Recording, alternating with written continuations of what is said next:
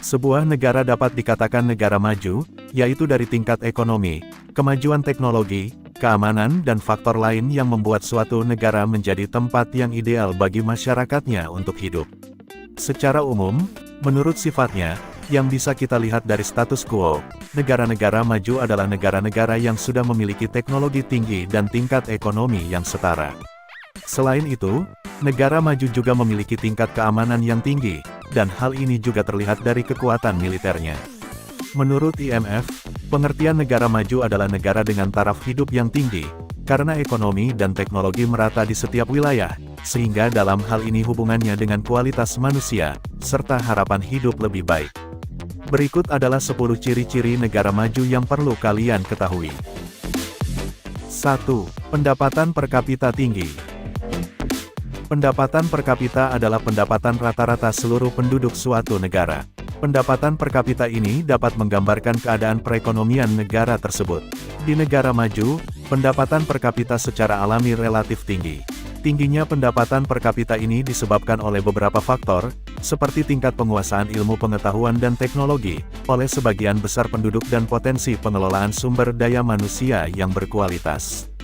Sebagian besar negara maju, tidak lagi bergantung pada potensi ekonominya di sektor pertanian, tetapi pada sektor industri, jasa, dan perdagangan. Selain itu, meningkatnya keberadaan pekerjaan berarti bahwa seluruh penduduk negara maju memiliki pendapatan menengah yang tinggi. Negara maju memiliki pendapatan per kapita tahunan yang tinggi. Menurut Kantor Perwakilan Dagang Amerika Serikat, negara-negara dengan pendapatan per kapita melebihi $12.375 per tahun diklasifikasikan sebagai negara maju. Dengan pendapatan per kapita yang tinggi, nilai ekonomi negara akan meningkat. Sehingga besarnya kemiskinan sangat bisa diatasi. 2. Harapan hidup tinggi. Melanjutkan poin sebelumnya, jika pendapatan per kapita tinggi, harapan hidup penduduk juga tinggi. Rata-rata penduduk negara maju bisa mencapai 60 tahun atau lebih. Hal ini karena, pelayanan kesehatan yang baik, tidak seperti negara berkembang, sangat rendah. Hal ini disebabkan oleh pelayanan kesehatan yang buruk, dan sebagian masyarakat tidak sadar akan pentingnya kesehatan. 3. Keamanan terjamin. Tingkat keamanan negara maju lebih aman daripada negara berkembang. Ini juga merupakan efek samping dari kemajuan teknologi di negara maju. Seiring dengan kemajuan teknologi, sarana keamanan dan teknologi persenjataan juga semakin baik. 4. Kesehatan yang terjamin. Selain terjaminnya keselamatan, kesehatan di negara maju juga terjamin. Hal ini ditunjukkan dengan banyaknya fasilitas kesehatan yang memadai, seperti rumah sakit dan tenaga medis yang terlatih dan terpercaya. Akibatnya, angka kematian di negara maju bisa berkurang dan harapan hidup bisa tinggi. Selain itu, dengan fasilitas sanitasi yang memadai, pertumbuhan penduduk di negara maju juga dapat dikendalikan. 5. Tingkat pengangguran rendah. Di negara maju, pengangguran relatif rendah, karena setiap orang dapat memperoleh pekerjaan. Salah satu negara maju seperti Amerika Serikat memiliki total tenaga kerja produktif lebih dari 163 juta orang per Januari tahun 2022. Dengan populasi pekerja yang tinggi dan tingkat pengangguran yang rendah, negara dapat dianggap berhasil dalam menyediakan lapangan kerja bagi penduduk produktifnya. Pekerja juga berkontribusi pada PDB per kapita suatu negara. Negara-negara maju juga memiliki tingkat kemiskinan yang lebih rendah dan jaminan sosial yang lebih baik. Negara-negara maju tampaknya mampu memberikan berbagai dukungan kepada penduduknya yang miskin, seperti layanan kesehatan dan kebutuhan dasar. Tidak seperti negara berkembang, tingkat kemiskinan di negara-negara ini sangat tinggi. Banyak faktor yang menyebabkan hal tersebut, termasuk rendahnya tingkat pendapatan per kapita. Bahkan, negara berkembang juga memiliki tingkat pengangguran yang tinggi karena rendahnya kesempatan kerja yang diberikan negara kepada penduduknya. 6. Menguasai ilmu pengetahuan dan teknologi. Penduduk negara maju cenderung mahir dalam ilmu pengetahuan dan teknologi. Jadi, dalam kehidupan sehari-hari, mereka juga telah menggunakan teknologi canggih, alat-alat modern untuk memudahkan kehidupan sehari-hari. Terutama di zaman sekarang ini di mana teknologi memainkan peran besar dalam operasi dan bisnis kita sehari-hari.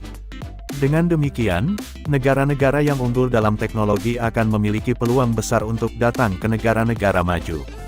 Beberapa negara yang unggul karena mengandalkan teknologi adalah Finlandia. Negara kecil Nordik itu menempati urutan pertama di dunia, di depan AS, sebagai yang paling berteknologi maju di dunia. 7. Ekspor melebihi impor. Bagi negara maju, keberadaan sumber daya alam biasanya sedikit sekali atau bahkan tidak ada sama sekali. Meski begitu, mereka memiliki kemampuan teknologi untuk menghasilkan produk olahan dari sumber daya alam. Produk olahan tersebut tentunya berkualitas baik dan akan diekspor ke negara lain. Sementara itu, negara berkembang pada umumnya memiliki sumber daya alam tetapi belum dapat memanfaatkannya secara optimal. Hal ini memaksa negara berkembang untuk bekerja sama dengan negara maju, namun tidak jarang sumber daya alam tersebut dimanfaatkan sepenuhnya oleh negara maju. Negara-negara berkembang ini secara umum telah secara aktif mencapai pembangunan di berbagai bidang, tetapi menghadapi kendala keuangan dan teknologi. Hal ini membuat negara berkembang sangat bergantung pada kegiatan impor dan ekspor. Ekspor dari negara maju melebihi impor karena keunggulan sumber daya manusia dan teknologinya. Apalagi negara ini juga sangat pandai memanfaatkan hasil sumber daya alamnya untuk kemakmuran negara. Demikian halnya dengan Cina yang saat ini menjadi negara adidaya karena fokusnya pada perdagangan dan berhasil menjadi eksportir terkemuka dunia. 8. Angka kelahiran penduduk. Angka kelahiran penduduk adalah perubahan jumlah penduduk suatu negara yang terjadi dari waktu ke waktu. Bertambah atau berkurangnya jumlah penduduk suatu negara disebabkan oleh beberapa faktor, seperti tingkat kelahiran dan kematian. Di negara maju, tingkat pertumbuhan penduduknya rendah atau sangat diminimalisir, sehingga jumlah penduduknya tidak terlalu besar. Oleh karena itu, jumlah tanggungan juga rendah, sesuai dengan kualitas dan produktivitas penduduk yang tinggi, seperti di negara maju seringkali diinginkan untuk memiliki sejumlah kecil anak, sekitar 1 atau 2 anak. Alasan utama orang-orang di negara maju ingin memiliki lebih sedikit anak adalah agar mereka dapat fokus membesarkan anak-anak mereka. Bahkan, tidak jarang masyarakat di negara maju semakin percaya bahwa memiliki banyak anak akan menghambat karir mereka. 9. Tingginya pendidikan. Tingkat pendidikan suatu negara dapat dilihat dari rata-rata lama sekolah penduduk negara tersebut. Di negara maju, tingkat pendidikan tinggi karena negara mampu membangun lembaga pendidikan yang memadai. Penduduk negara maju juga sangat menyadari pentingnya pendidikan dan penguasaan ilmu pengetahuan dan teknologi. Hal ini tercermin dari angka partisipasi pendidikan semua lapisan masyarakat. Pada saat yang sama, di negara berkembang, tingkat pendidikan sedang atau bahkan rendah. Hal ini karena masyarakat di negara berkembang, terutama yang berada di daerah terpencil, menganggap sekolah tidak penting. Apalagi, kemampuan negara untuk membangun lembaga pendidikan tidak komprehensif. 10. Mata pencaharian dan tata guna lahan. Di negara maju, mayoritas penduduk bekerja di sektor elektronik, mesin dan industri lainnya. Sektor industri menjadi motor penggerak utama perekonomian negara-negara maju. Tidak hanya itu, upah dari sektor industri juga tinggi, sehingga menarik banyak orang untuk bekerja di sektor industri tersebut. Sementara itu, di negara berkembang, sektor pertanian adalah sektor penggerak perekonomian, meskipun ada juga sektor industri elektronik dan mesin. Mereka berada di daerah perkotaan. Di pedesaan, sebagian besar penduduknya bertani. Daftar negara maju di dunia.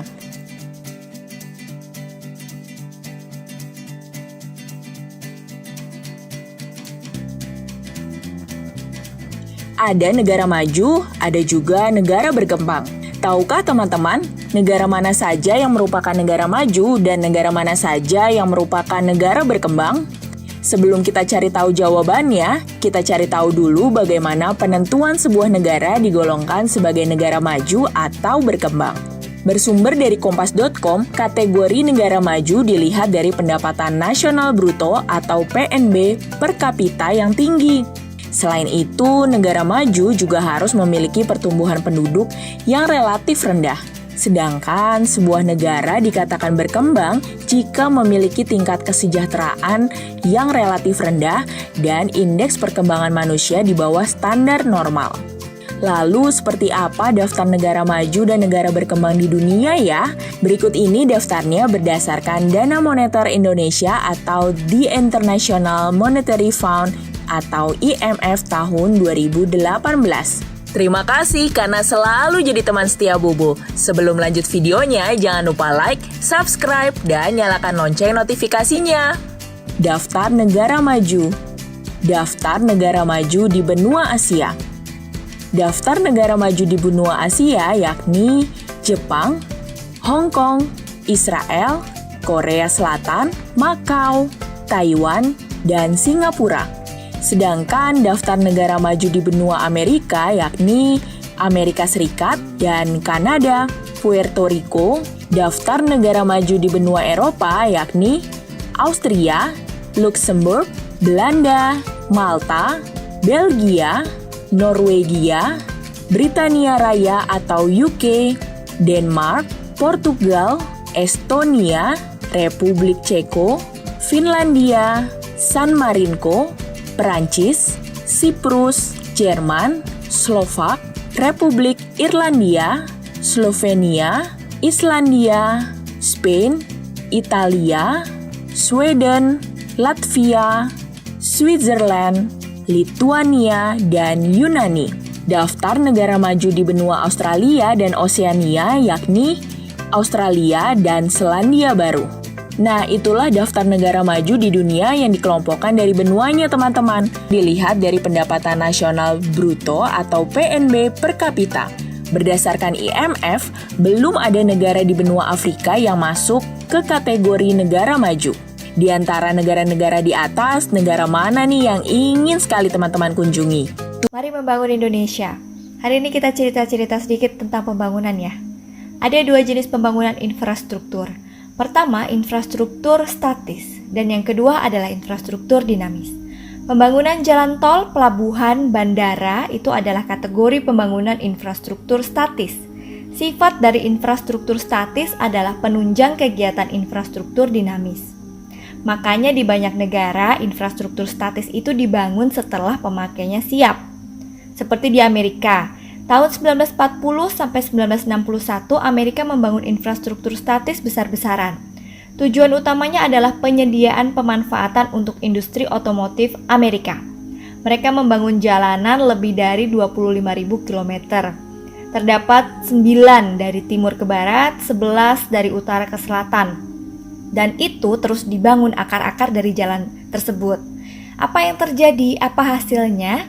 Hasilnya adalah industri otomotif mereka tumbuh di atas 15% per tahunnya. Ini sebuah prestasi ya. Oke, kita lihat di sisi dunia lain, di sisi dunia bagian yang lain. Ada negara Cina, pasti kan familiar ya. Cina itu membangun infrastruktur statis di awal tahun 90-an hingga 2010. Hanya di sisi timur negara Cina yang dibangun, kemudian baru bergerak ke arah tengah. Kenapa kok sisi timur Cina? Karena sisi timur Cina adalah daerah produksi dan daerah pelabuhan untuk pendistribusiannya ke internasional. Pembangunan terbesar mereka pun adalah jalanan dan rel kereta api. Tujuannya ya sama, untuk mempermudah distribusi produk, mempermudah penunjang infrastruktur dinamis. Jadi intinya, infrastruktur dinamis adalah sektor industri. Seperti Amerika membangun industri hulu penyediaan bahan baku, penyediaan untuk pabrik-pabrik otomotif mereka. Pabrik pengolahan biji besi, steel foundries, kemudian juga produksi perminyakan mereka, gasoline, untuk bahan bakar mobil-mobil tadi. Kemudian juga mereka membangun industri pangan. Nah, itu dikatakan sebagai infrastruktur dinamis, karena tujuan disebut dinamis adalah bergerak mengikuti kebutuhan pasar. Seperti itu juga Cina. Di sisi lainnya, Cina membuat peraturan yang mendukung infrastruktur dinamis. Mereka membuat peraturan yang super bebas. Pemerintah Cina itu memperbolehkan meniru, memperbolehkan imitating. Cina di tahun 90-an sampai 2000 masih dikatakan sebagai imitating country, negara peniru. Tapi sekarang, hari ini, Cina sudah disebut sebagai innovating country. Mereka menciptakan hal-hal yang inovatif. Kenyataan ini mengingatkan pada sebuah kata bijak dari pini sepuh kita. Allah bisa karena biasa. Jadi setelah biasa meniru, akhirnya Cina sekarang mengerti, mastering, apa yang terbaik untuk menciptakan sesuatu. Mereka mampu memproduksi hal-hal baru yang kreatif dan inovatif. Itu fakta. Fakta Cina sekarang yang membangun infrastruktur dinamis terlebih dahulu, baru infrastruktur statis. Demikian juga yang dilakukan Amerika. Dinamisnya dulu, baru yang statis. Nah, kalau di Indonesia, salam cinta dari teman curhat.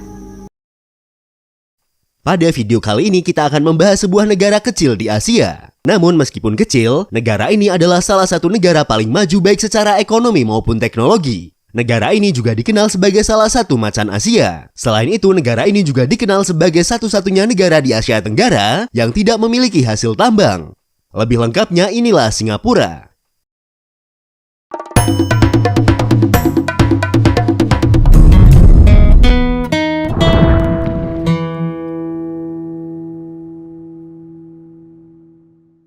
Kembali lagi di channel Invoice Indonesia, channel yang mungkin bisa menambah wawasan dan informasi yang belum kalian ketahui. Negara Singapura atau yang secara resmi disebut dengan nama Republik Singapura adalah sebuah negara pulau yang berada di kawasan maritim Asia Tenggara di ujung selatan Semenanjung Malaya. Negara ini berbatasan dengan Selat Malaka di barat, dengan Kepulauan Riau di selatan, dan dengan Laut Cina Selatan di sebelah timur. Singapura adalah negara pulau yang wilayahnya terdiri dari 63 pulau, termasuk Pulau Ujong atau Pulau Singapura sebagai pulau utamanya. Negara pulau adalah sebuah negara yang wilayah utamanya terdiri dari satu pulau atau lebih atau sebagian kepulauan. Luas keseluruhan wilayah dari negara Singapura adalah sebesar 728,6 km persegi. Jika kita bandingkan dengan luas wilayah daerah yang ada di Indonesia, luas Singapura masih sedikit lebih besar dari luas wilayah Kabupaten Banggai Laut di Provinsi Sulawesi Tengah yang memiliki luas 725,6 km persegi. Proyek reklamasi lahan di Singapura telah meningkatkan luas daratan negara ini dari yang awalnya 580 km persegi pada tahun 1960-an menjadi 710 km persegi pada tahun 2015 dan diperkirakan akan bertambah luas lagi hingga 100 km persegi pada tahun 2030.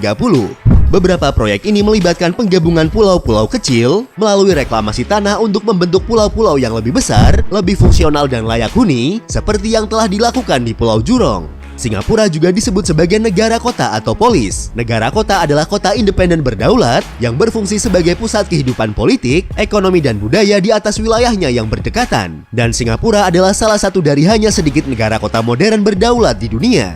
Jumlah populasi penduduk Singapura pada tahun 2021 diperkirakan sebanyak 5.453.600 jiwa. Dengan jumlah tersebut, negara ini memiliki tingkat kepadatan penduduk terbesar kedua di dunia setelah negara Monaco.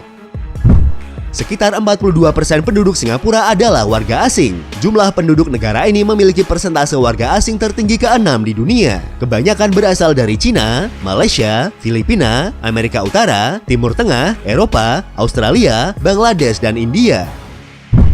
Buddhisme adalah agama yang paling banyak dipraktekkan di Singapura. Sekitar 31% dari populasi penduduk negara ini menyatakan diri sebagai penganut agama Buddha. Agama yang paling banyak dianut berikutnya adalah agama Kristen, diikuti oleh agama Islam, Taoisme, dan agama Hindu.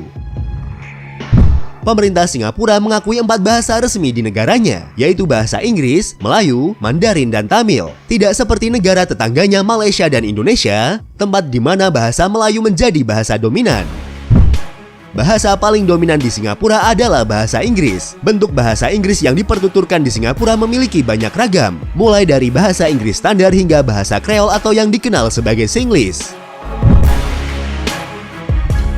Singapura adalah negara republik parlementer dengan sistem pemerintahan parlementer unicameral Westminster yang mewakili berbagai konstitusi. Konstitusi Singapura menetapkan demokrasi perwakilan sebagai sistem politik negara ini. Tampuk kekuasaan eksekutif dipegang oleh kabinet yang dipimpin oleh Perdana Menteri. Sementara itu, Presiden Singapura secara historis merupakan jabatan seremonial. Namun sejak tahun 1991, Presiden diberikan hak veto untuk beberapa keputusan kunci seperti pemakaian cadangan nasional dan penunjukan jabatan yudisial. Presiden Singapura saat ini dijabat oleh seorang perempuan bernama Halimah Yacob. Beliau adalah presiden wanita pertama dalam sejarah Singapura dan menjabat sebagai presiden Singapura sejak tahun 2017. Sementara Perdana Menteri Singapura saat ini adalah Lee Hsien Loong yang mulai menjabat sebagai Perdana Menteri sejak tahun 2004. Singapura memiliki ekonomi pasar yang sangat maju, yang secara historis berputar di sekitar perdagangan entrepot atau pelabuhan perlintasan kapal. Bersama Hong Kong, Korea Selatan, dan Taiwan, Singapura adalah satu dari 4 macan Asia. Ekonomi negara ini sangat bergantung pada ekspor dan pengelolaan barang impor. Singapura memiliki ekonomi paling kompetitif di dunia dan menempati peringkat pertama dari 141 negara menurut peringkat Forum Ekonomi Dunia. Singapura menarik banyak investasi asing karena lokasinya, tenaga kerja yang terampil, tarif pajak yang rendah, infrastruktur yang maju, dan tingkat korupsi yang rendah. Negara ini memiliki PDB per kapita tertinggi kedua di dunia setelah negara Luxembourg.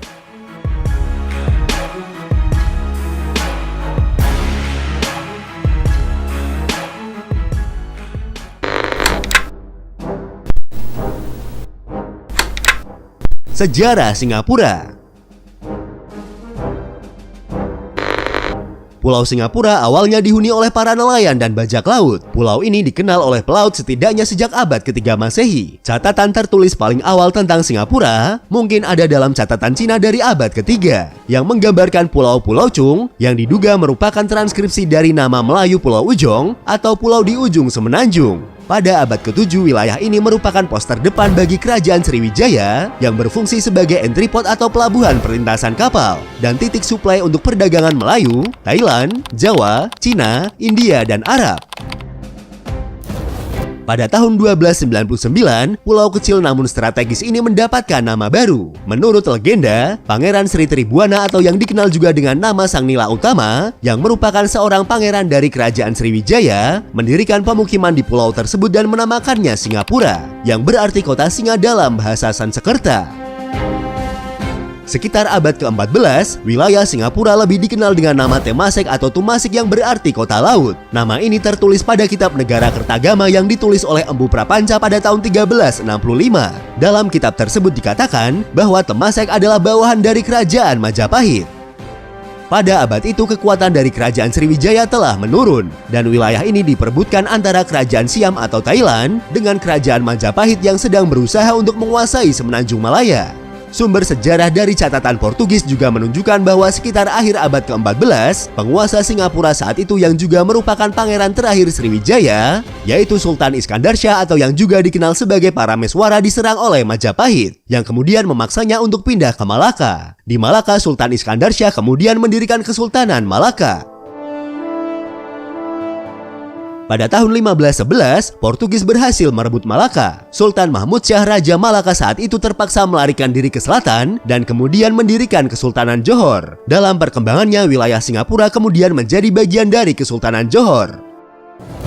Pada tahun 1613, Portugis menghancurkan pemukiman di Singapura dan pulau itu tenggelam dalam ketidakjelasan selama 2 abad berikutnya. Antara abad ke-16 dan abad ke-19, Kepulauan Melayu secara bertahap diambil alih oleh kekuatan kolonial Eropa, dimulai dengan kedatangan Portugis di Malaka pada tahun 1509, disusul oleh Belanda yang kemudian dalam perkembangannya berhasil memonopoli perdagangan, khususnya rempah-rempah di wilayah Nusantara. Termasuk kekuatan kolonial lainnya adalah Inggris, meskipun kehadirannya relatif kecil di kawasan tersebut. Pada akhir tahun 1818, Lord Hastings, Gubernur Jenderal Inggris di India, menunjuk Letnan Jenderal Sir Stamford Raffles yang saat itu juga diangkat sebagai Letnan Gubernur Koloni Inggris di Bengkulen atau Bengkulu untuk mendirikan stasiun perdagangan di ujung selatan Semenanjung Melayu. Setelah mengamati pulau-pulau terdekat lainnya, pada tahun 1819, Sir Stamford Raffles dan seluruh British East India Company mendarat di Pulau Singapura. Di pulau tersebut dia menjumpai sebuah kampung suku Melayu yang dipimpin Tumenggung dan Tengku Abdul Rahman. Wilayah itu merupakan wilayah kekuasaan Kesultanan Johor yang dikuasai oleh Belanda dan Bugis. Kesultanan Johor saat itu sedang ada konflik perpecahan antara faksi dan perebutan kekuasaan. Melihat peluang yang menguntungkan, Raffles membujuk Tumenggung Abdul Rahman untuk menyelundupkan Tengkulong atau Sultan Hussein ke Singapura dan membantunya merebut haknya atas Kesultanan Johor. Dan Inggris juga akan memberikan tunjangan tahunan kepada Sultan. Sebagai imbalannya, Sultan Hussein akan memberikan hak kepada Inggris untuk mendirikan pos perdagangan di Singapura. Sebuah perjanjian resmi ditandatangani pada tanggal 6 Februari tahun 1819 dan menandai kelahiran Singapura modern. Pada tahun 1824, perjanjian lebih lanjut dengan Sultan menyebabkan seluruh pulau menjadi milik Inggris. Pada tahun 1826, Singapura menjadi bagian dari Strait Settlements atau negeri-negeri selat yang terdiri dari wilayah Penang, Malaka, dan Singapura. Kemudian pada tahun 1836 di bawah yuridiksi British India, Singapura menjadi ibu kota regional dan pusat pemerintahan ketiga wilayah tersebut. Pada tanggal 1 April tahun 1867, Strait Settlement menjadi koloni mahkota dan diperintah oleh seorang gubernur di bawah yuridiksi kantor kolonial di London.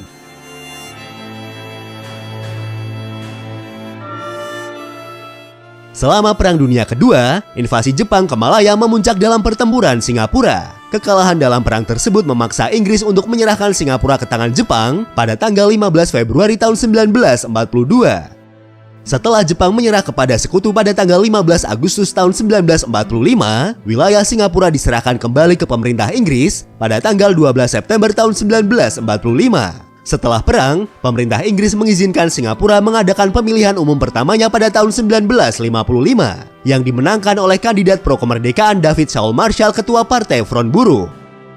Demi menuntut pemerintahan sendiri secara penuh, Marshall memimpin delegasi ke London. Tetapi permintaannya tersebut ditolak oleh Inggris. Ia mengundurkan diri setelah kembali ke Singapura dan digantikan oleh Lim Yew Hock pada tahun 1956. Dan setelah negosiasi lebih lanjut, Inggris memberi Singapura pemerintahan mandiri internal penuh untuk semua hal, kecuali pertahanan dan urusan luar negeri.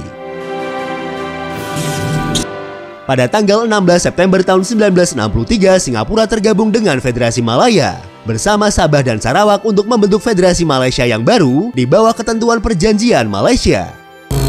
2 tahun kemudian pada tahun 1965, Singapura meninggalkan Federasi Malaysia setelah konflik ideologis yang memanas muncul antara partai politik besar pemerintah Singapura yang disebut Partai Aksi Rakyat dan pemerintah federal Kuala Lumpur. Pada tanggal 9 Agustus tahun 1965, Singapura secara resmi memperoleh kedaulatan negaranya. Yusof bin Ishak dilantik sebagai presiden pertama Singapura dan Lee Kuan Yew dilantik menjadi Perdana Menteri.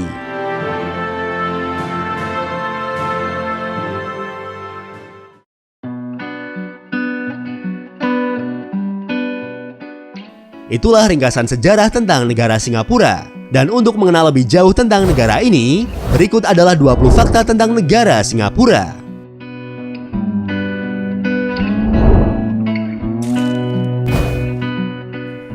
Etimologi nama Singapura memiliki beberapa versi. Menurut cerita rakyat Melayu, nama Singapura diberikan oleh Pangeran Sri Tribuana atau Sang Nila Utama ketika dia mendarat di pulau tersebut dan bertemu dengan binatang yang diceritakan sebagai seekor singa. Sang pangeran percaya bahwa pertemuannya dengan binatang tersebut merupakan sebuah pertanda keberuntungan. Dia kemudian mendirikan pemukiman di pulau tersebut dan menamakannya Singapura, yang berarti kota singa dalam bahasa Sanskerta. Namun versi yang berbeda diceritakan dalam sumber-sumber Portugis. Pada abad ke-14, Parameswara atau Sultan Iskandar Shah yang merupakan Pangeran Sriwijaya terakhir melarikan diri dari Palembang ke Temasek setelah Sriwijaya berhasil digulingkan oleh Majapahit. Dituliskan Parameswara kemudian berhasil membunuh kepala daerah di Temasek yang memiliki gelar Sang Aji.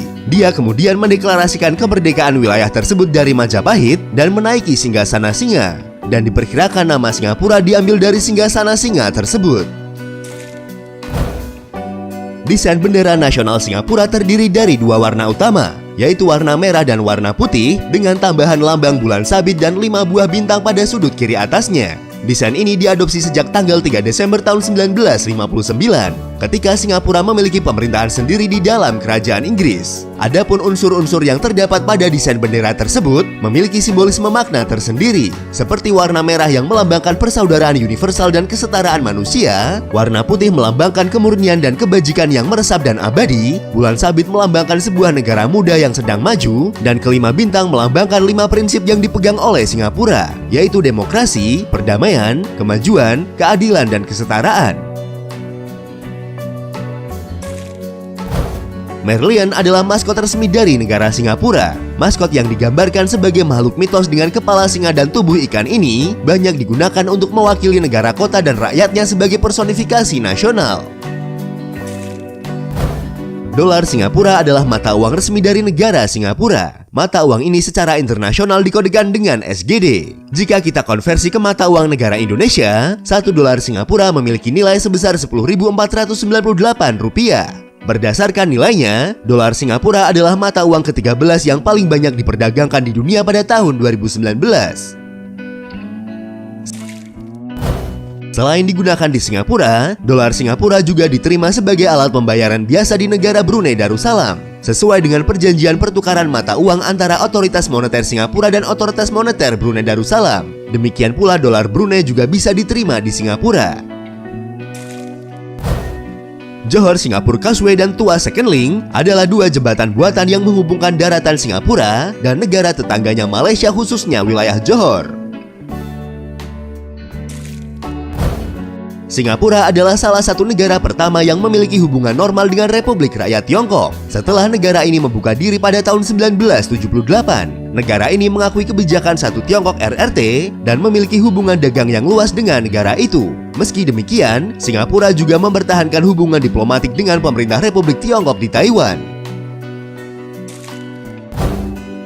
Karena Singapura memiliki hubungan diplomatik dengan Amerika Serikat dan Korea Utara dan merupakan salah satu dari sedikit negara yang memiliki hubungan dengan kedua negara tersebut, pada tanggal 12 Juni tahun 2018, Singapura menjadi tuan rumah pertemuan puncak bersejarah antara Presiden Amerika Serikat Donald Trump dan pemimpin Korea Utara Kim Jong-un. Pertemuan ini adalah pertemuan pertama antara para pemimpin kedua negara tersebut. Warga negara Singapura tidak memerlukan visa untuk pergi ke Cina, Korea Selatan, Korea Utara, dan Amerika Serikat. Sebagai salah satu negara entry port, Singapura memiliki salah satu pelabuhan tersibuk di dunia dan merupakan pusat pertukaran mata uang asing terbesar keempat di dunia setelah London, New York, dan Tokyo. Bank Dunia menempatkan Singapura pada peringkat hub logistik teratas dunia. Ekonomi Singapura termasuk di antara 10 negara paling terbuka, kompetitif, dan inovatif di dunia. Singapura juga dianggap sebagai negara paling ramah bisnis di dunia. Bandara Changi Singapura adalah salah satu pusat transportasi terbesar di Asia. Bandara ini juga merupakan salah satu bandara tersibuk di dunia menurut lalu lintas penumpang dan kargo internasional. Bandara ini telah dinilai sebagai salah satu bandara internasional terbaik oleh majalah perjalanan internasional, termasuk sebagai bandara terbaik dunia untuk pertama kalinya pada tahun 2006 oleh Skytrack. Pariwisata adalah industri utama dan penyumbang ekonomi Singapura. Singapura adalah kota kelima yang paling banyak dikunjungi di dunia dan kedua di Asia Pasifik. Pada tahun 2018, negara ini menarik kunjungan dari sekitar 18,5 juta wisatawan internasional, lebih dari 3 kali total populasi negara. Pada tahun 2019, sektor pariwisata berkontribusi langsung terhadap sekitar 4% dari PDB Singapura. Bukit Timah adalah titik tertinggi alami dari negara Singapura, dengan ketinggian hanya 164 meter di atas permukaan laut. Cagar alam Bukit Timah memiliki lebih banyak jenis pepohonan dibandingkan seluruh wilayah di Amerika Utara. Air terjun dalam ruangan tertinggi di dunia terletak di Singapura, tepatnya di Taman Alam Garden by the Bay. Air terjun ini berdiri pada ketinggian 35 meter. Urbanisasi yang tinggi memaksa negara ini untuk kehilangan sekitar 95% hutan alaminya. Dan pada tahun 1967, untuk memerangi penurunan ruang alami, pemerintah memperkenalkan visi menjadikan Singapura kota taman. Sejak saat itu, Singapura didedikasikan untuk upaya penghijauan. Negara ini kemudian dikenal karena jalan-jalannya yang dipenuhi pepohonan dan peningkatan jumlah taman atap dan bangunan hijau yang dipenuhi tanaman tropis. Singapore Botanic Garden adalah taman tropis yang berusia sekitar 150 tahun dan saat ini menjadi satu-satunya situs warisan dunia UNESCO yang ada di negara Singapura. Di Singapura ada peraturan bahwa sebuah bangunan tingginya tidak boleh melebihi 280 meter dan saat ini baru ada 3 bangunan yang mencapai batas ketinggian maksimal tersebut. Tanjong Pagar Center yang dibuka pada tahun 2016 adalah gedung tertinggi di Singapura dengan ketinggian mencapai 290 meter. Izin khusus diberikan kepada gedung ini untuk melebihi batasan ketinggian biasa yaitu 280 meter. Pemerintah Singapura sangat melarang penggunaan kendaraan pribadi, dan pemilik mobil di Singapura harus membayar 1,5 kali lipat lebih mahal dari harga mobil untuk mendapatkan sertifikasi kendaraan. Membuang sampah sembarangan adalah pelanggaran besar di Singapura. Jika ditemukan membuang sampah sembarangan, kalian harus membayar denda sebesar $300 Singapura atau sekitar Rp3.147.889. Itulah beberapa fakta dan sejarah tentang negara Singapura. Sebuah negara kecil di kawasan Asia Tenggara, namun memiliki kekuatan besar bagi ekonomi dunia. Apakah negara berkembang dapat berubah menjadi negara maju? Jawabannya tentu saja bisa. Contohnya negara Singapura yang berhasil merubah kondisinya sejak tahun 1960 hingga sekarang menjadi negara maju. Untuk lebih jelasnya lagi, yuk simak ciri-ciri negara maju dengan negara berkembang. Dan coba tebak Indonesia masuk kategori mana?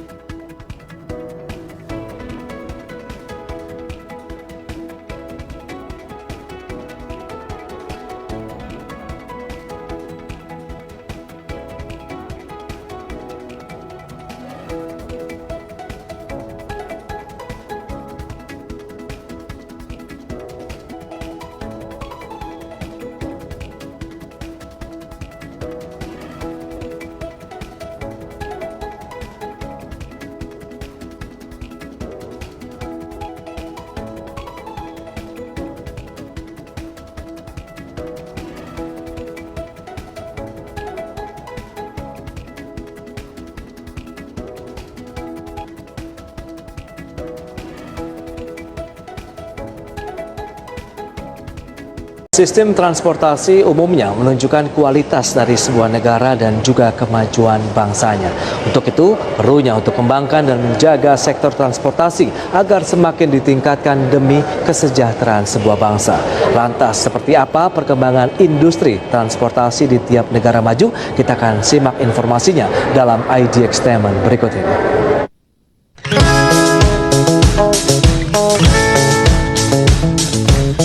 Terjadi perubahan besar pada sistem transportasi umum yang mulai kembali beroperasi di beberapa negara maju dampak dari pandemi COVID-19.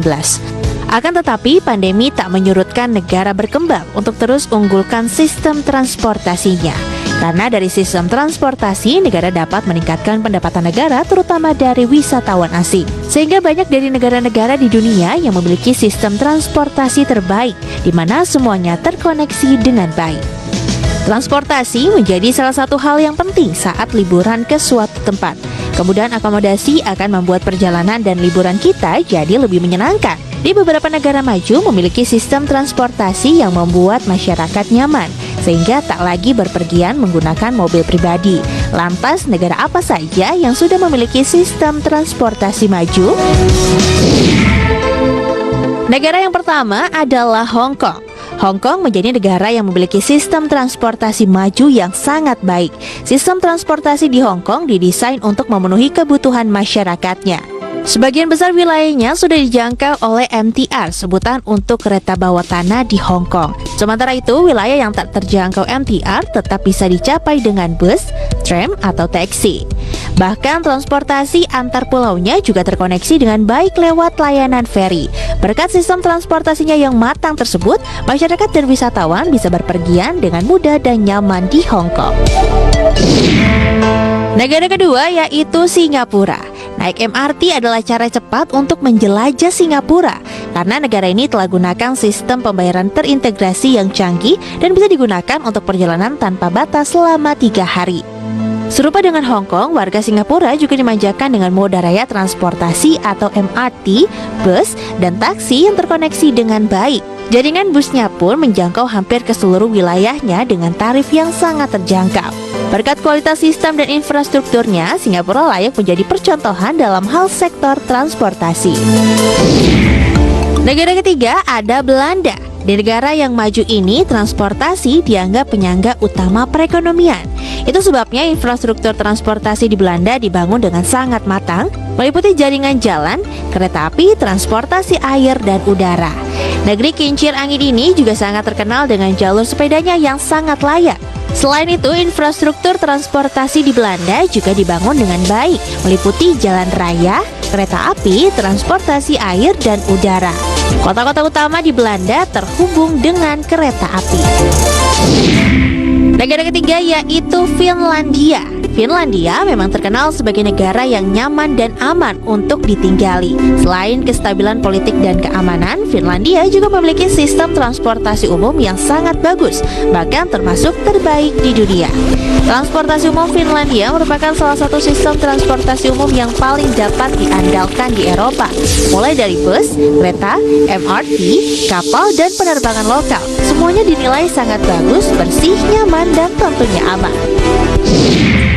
Negara terakhir yang memiliki sistem transportasi terbaik yaitu Jepang. Negara dengan kemajuan teknologi yang cepat membuat Jepang memiliki sistem transportasi yang unggul. Jepang punya sistem transportasi yang sangat efisien, terutama di wilayah metropolitan dan kota-kota besar. Terlebih lagi, transportasi umumnya dikenal tepat waktu dan sangat nyaman. Tak heran masyarakatnya lebih memilih menggunakan transportasi umum dibandingkan kendaraan pribadi. Berbagai sumber, IDEX Channel.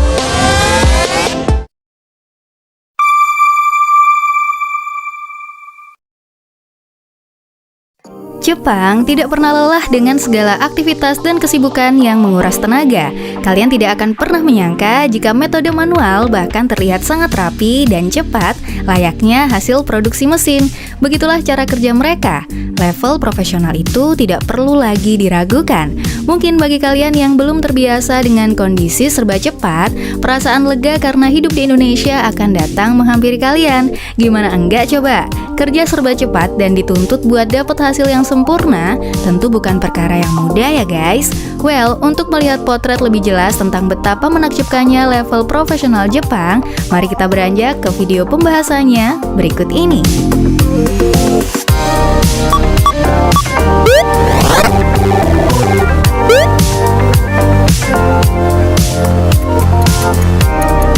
Pembuatan mochi.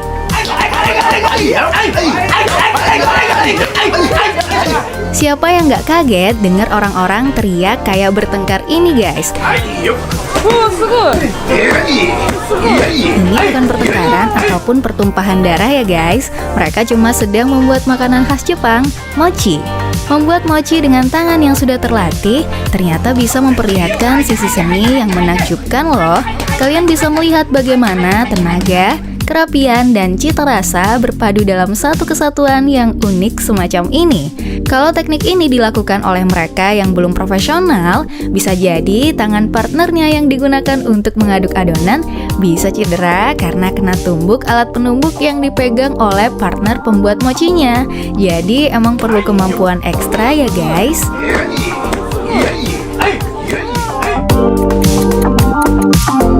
Penggunaan kalkulator. Di Jepang, kalian nggak bakalan mengalami kesulitan ketika pembeli datang secara keroyokan di tempat yang sama dengan tempat yang kalian berbelanja. Kenapa? Karena tukang kasir di sana bisa dijamin sangat profesional guys.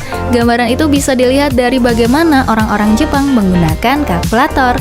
Well, udah ngerasa aman kan kalau mau belanja? Mereka memang sangat cekatan dan terampil ya guys. Ini bisa saja mengalahkan mesin penghitung otomatis jika mesin penghitung otomatis tersebut dioperasikan oleh orang-orang yang nggak profesional kayak kita-kita gini guys. Pembungkus kado. Kalau cara kerjanya kayak gini, mesin-mesin pabrik akan menganggur dan nggak perlu lagi digunakan ya guys. Gimana enggak coba? Cuma butuh beberapa detik untuk membungkus kado cantik yang siap dilayangkan kepada penerimanya. Emang nggak kaleng-kaleng ya guys cara kerjanya? Bukan cuma kado guys, cara membungkus seperti ini juga sangat memungkinkan untuk dimanfaatkan di segala bentuk kemasan. Apalagi sekarang lagi musim packing produk dengan konsep hampers. Dijamin tenaga profesional kayak gini sangat efektif buat dipekerjakan ya guys. Cara kerja koki. Tukang masak bukan cuma diwajibkan mengenal dapur dan alat-alat masaknya. Teknis penyajian dan efektivitas produksi juga menjadi bekal yang harus dikuasai oleh para koki di Jepang. Lihat aja nih guys, membuat nasi goreng dengan omelet saja ada seni khususnya kayak gini. Sebenarnya kalau ditinjau dari latar belakang mengapa mereka melakukan hal semacam ini, seni tidak ada kaitannya sama sekali. Mereka hanya berusaha mencari cara paling efektif dan paling cepat agar segala pekerjaan segera terselesaikan. Namun karena kecepatan, keluasan dan konsistensi gerak yang mereka ciptakan, ada keindahan tersendiri yang bisa kita lihat ya guys. Sang pemotong. Awas kepotong ya guys. Lihat betapa tangkasnya tangan sang pemotong ini. Ia bahkan tidak ragu dengan keteraturan ukuran potongannya. Kerennya, hasil potongannya emang rapi dan sesuai dengan berat yang telah ditentukan. Lihat aja guys, ada timbangan yang mengukur hasil potongannya. Menakjubkan banget kan? Teknik memotong yang mencengangkan ini bukan cuma dikuasai oleh satu lini. Pemotong semangka ini juga bisa melakukan hal serupa. Kalian motong semangka butuh waktu berapa lama guys? Coba deh lihat ini. Rasanya motong semangka aja butuh skill khusus ya guys. Melipat taplak meja. Seorang pegawai di restoran ataupun hotel juga nampaknya memiliki keterampilan yang menakjubkan. Melipat taplak meja kelihatannya menjadi suatu hal yang sepele. Namun di tangan para profesional ini semua nampak berbeda guys. Ada keteraturan yang sangat stabil. Bukan hanya memiliki hasil yang sangat rapi, mereka juga melakukannya dengan sangat cepat. Bahkan ketika taplak meja tersebut memiliki bentuk bulat, itu sama sekali tidak memberikan kendala yang berarti. Well guys, ada yang ngerasa minder sama level profesional mereka? Pedagang jajanan. Penjual jajanan ringan juga harus memiliki keterampilan guys. Semua yang berkaitan dengan Jepang haruslah berjalan dengan serba cepat. Kalian bisa melihatnya di sini. Perempuan itu terlihat menanggapi seseorang yang mengajaknya berbicara, namun tangannya tetap berada pada wajannya. Dia memindahkan jajanannya yang telah matang dari wajan dengan cara yang tidak biasa terlihat di negara lain. Perempuan itu mencungkilnya dengan cepat dan melemparnya secara tepat. Tidak ada yang bisa mengkritik hasil pekerjaannya. Semua terlihat sempurna ya guys.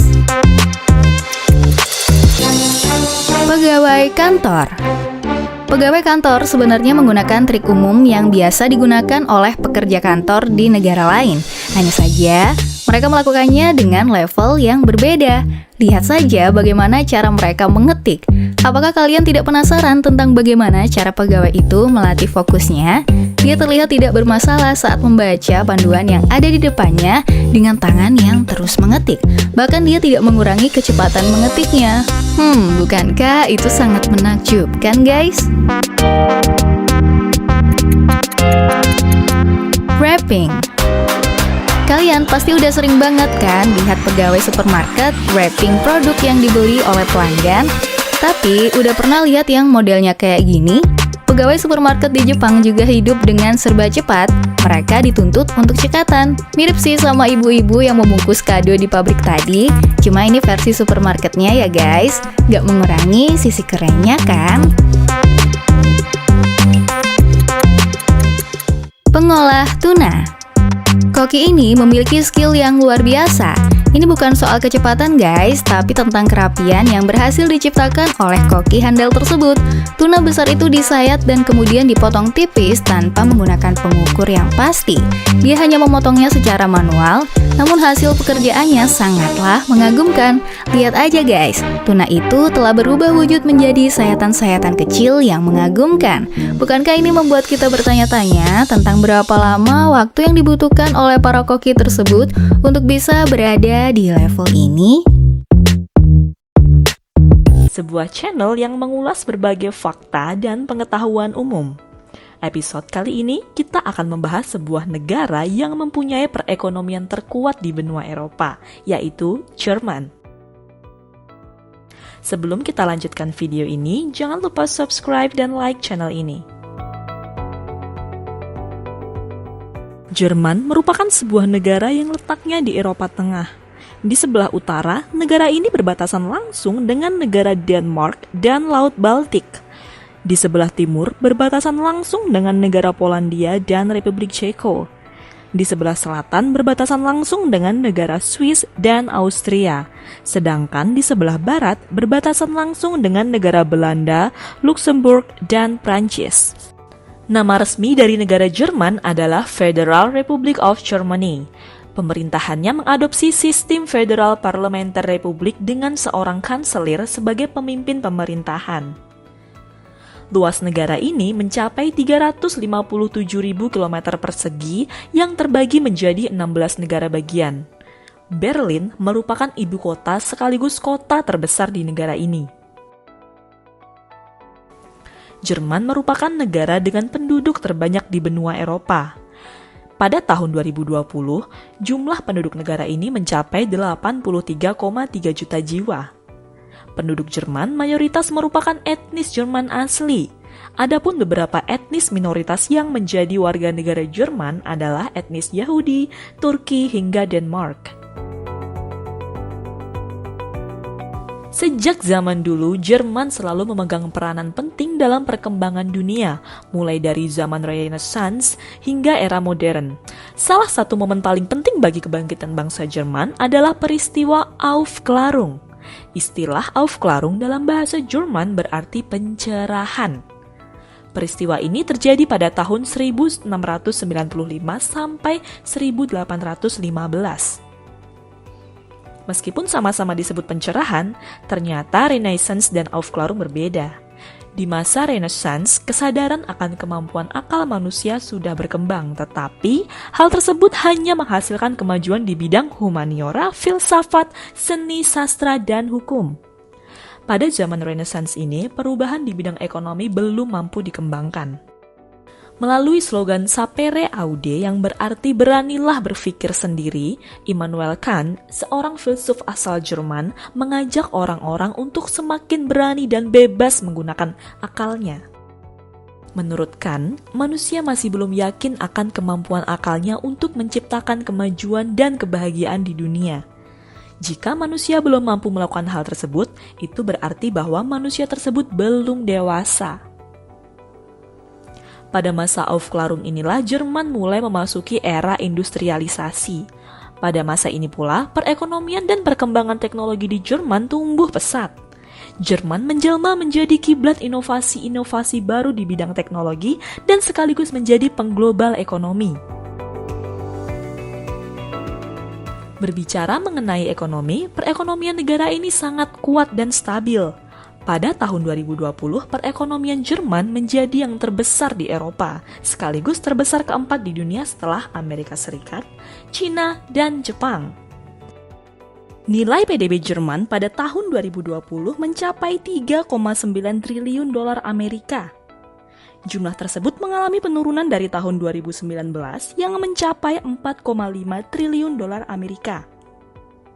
Hal tersebut akibat adanya pandemi COVID-19.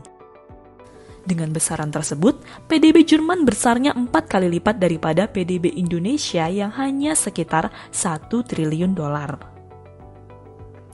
Jerman mengandalkan sektor jasa dan industrinya untuk menopang perekonomian negaranya.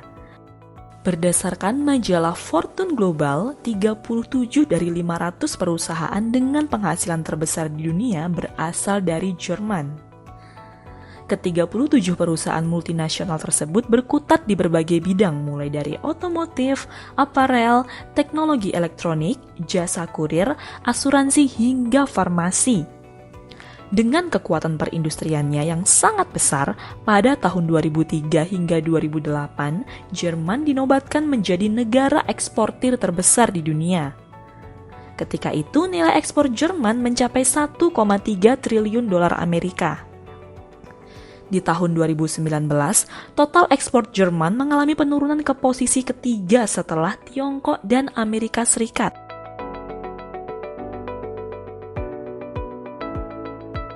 Di bidang otomotif, muncul perusahaan kawakan seperti BMW, Mercedes-Benz, Volkswagen, Porsche, hingga Audi. Meskipun sudah 1 abad berlalu, perusahaan otomotif Jerman masih terus berjaya meskipun digempur oleh perusahaan-perusahaan otomotif asal Jepang maupun Korea.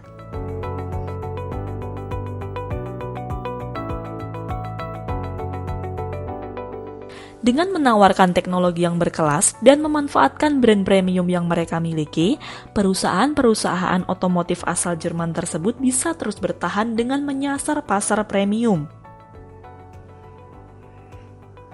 Selain itu, perusahaan-perusahaan Jerman juga menguasai bisnis apparel dan pakaian. Sekarang ini, siapa yang tidak tahu dengan merek pakaian Adidas, Puma, Hugo, ataupun Jack Wolfskin? Aparel Adidas dan Puma kini menjelma menjadi aparel olahraga terbesar di dunia.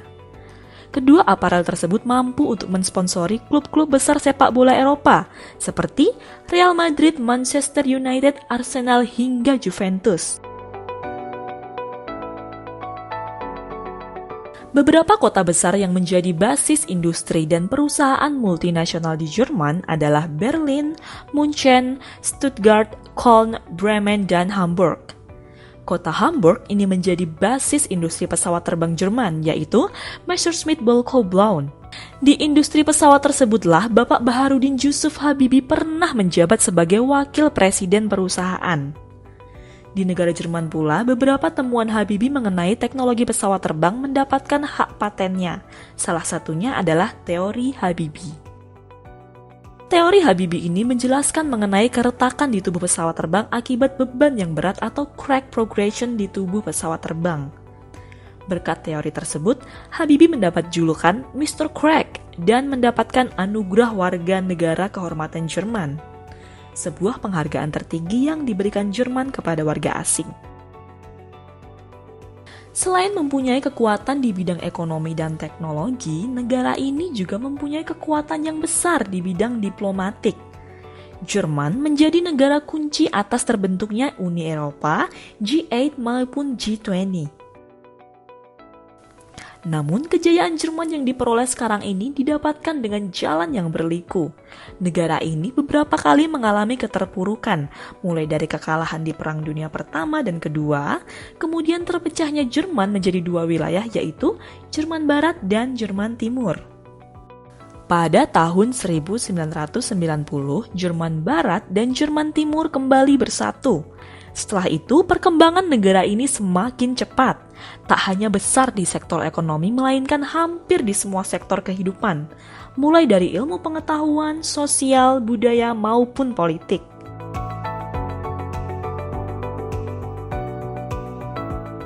Demikian sekilas mengenai negara Jerman dengan kekuatan perekonomiannya yang sangat besar. Jangan lupa subscribe, like, dan nyalakan lonceng video ini agar mendapatkan notifikasi update video dari kami. Sampai jumpa di edisi selanjutnya. Wassalamualaikum warahmatullahi wabarakatuh.